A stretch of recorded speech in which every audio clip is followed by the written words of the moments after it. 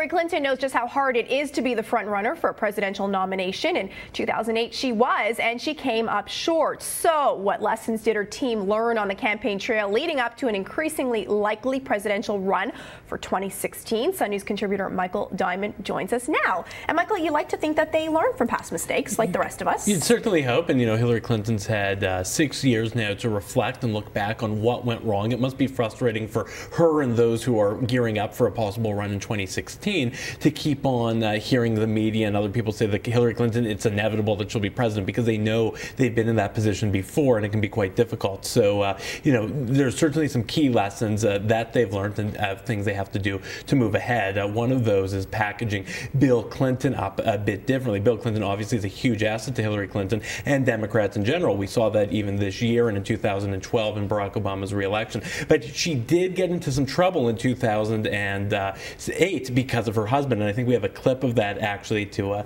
see a bit more. What does it say about Barack Obama that it takes two of you to beat him? That's just debate too. Jesse Jackson won South Carolina twice, in '84 and '88. And he ran a good campaign, and Senator Obama's run a good campaign here. He's run a good campaign everywhere. He's a good candidate with a good organization.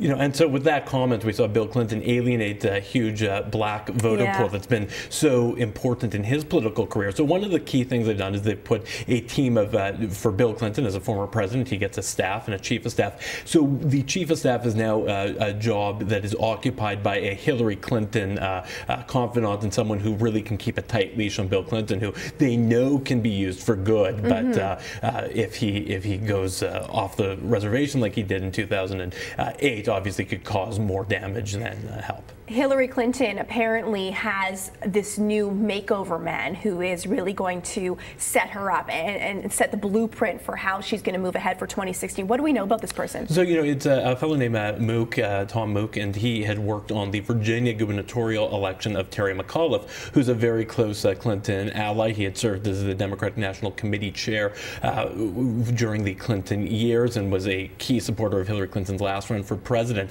Now, McAuliffe ran for governor twice, the first time he lost, and so he helped pave the way for a McAuliffe victory last year in 2013 when he ran and was successful in both the Democratic nomination. And so Virginia, obviously not only showed a record of being able to help and turn things around for candidates, but also a good understanding of Virginia, and Virginia obviously very representative of the important swing states. In terms of Clinton's image, so important, how has it changed? She's a different person now. She's even a grandmother. Well, there's a few key differences. When she ran last time, she had been, a very polarizing senator. After the election, I think with Republicans, and a lot of Republicans and many Democrats, I think there was some buyer's remorse, and they thought that she was a bit more qualified than Barack Obama to be president. So it gave her a bit of a bit of sensitivity to her on that. Also, her time at the State Department was good, being removed from partisan politics. So now she left the State Department at a high, being outside of politics, and now some of that is fading, and people are remembering Hillary Clinton. After all, she's going to be running for president, still a politician, still a partisan Democrat. But overall, I think those were very good years for her because it cast her in a very different light. From image to policy, what are some of the hurdles that she faces? Because from what I understand, her foreign policy could be a bit of an issue for her.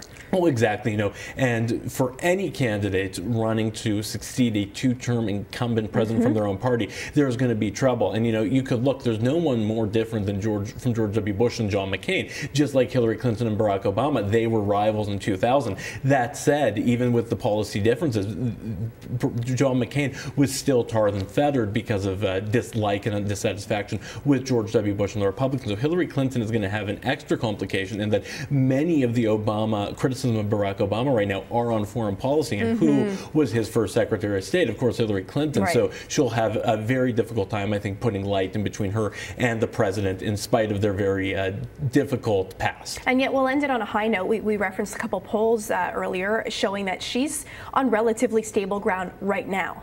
Right now, obviously, and again, anyone knows how elections change things. It's Hillary Clinton. All right, good to have you with us, Oh, Michael Diamond. Thank you for sitting in.